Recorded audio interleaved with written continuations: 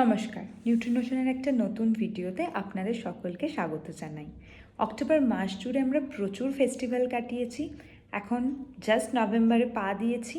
সামনে মোটামুটি আর খুব বড় ফেস্টিভ্যাল কিছু নেই।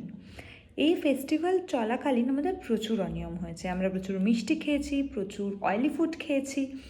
এখন যখনই কেউ নিউট্রিনোশনের কাছে আসছেন কনসালটেশনের জন্য, তারা বলছেন যে ডায়েট চার্টের সাথে সাথে আমাদের কিন্তু একটা ভালো ডিটক্স ওয়াটার প্রেসক্রাইব করতে হবে।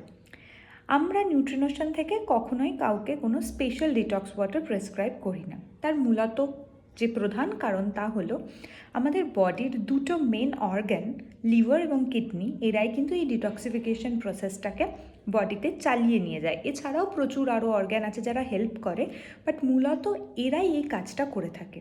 এদেরকে সাপোর্ট করার জন্য আমরা যেটা করতে পারি সেটা হলো আমরা প্রচুর পরিমাণে ফ্লুইড খেতে পারি। সেটা প্লেন ওয়াটার হতে পারে, কোকোনাট ওয়াটার হতে পারে। প্লেন ওয়াটারটাই সবসময় সাজেস্ট করা হয়, সেটাই যথেষ্ট আমাদের বডিকে ডিটক্সিফাই করার জন্য।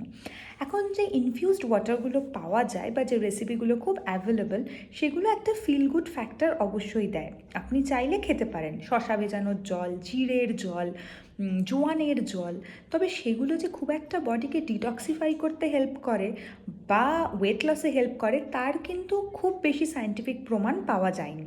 তো সেক্ষেত্রে আমরা সবসময় সাজেস্ট করি বডি ডিটক্সিফিকেশনের জন্য প্রচুর পরিমাণে জল খেতে হবে।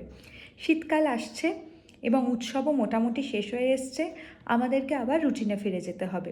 সঠিক সময় খেতে হবে, প্রচুর পরিমাণে শীতের সবজি খেতে হবে, কমলা লেবু উঠবে।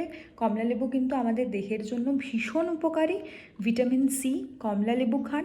আর যেটা খেতে হবে জল। শীতকালে এমনিই জল তেষ্টা কম পায়, সেটা মাথায় রেখে প্রচুর পরিমাণে জল খেতে হবে।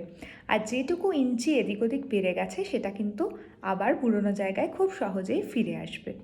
ভালো থাকবেন, সুস্থ থাকবেন।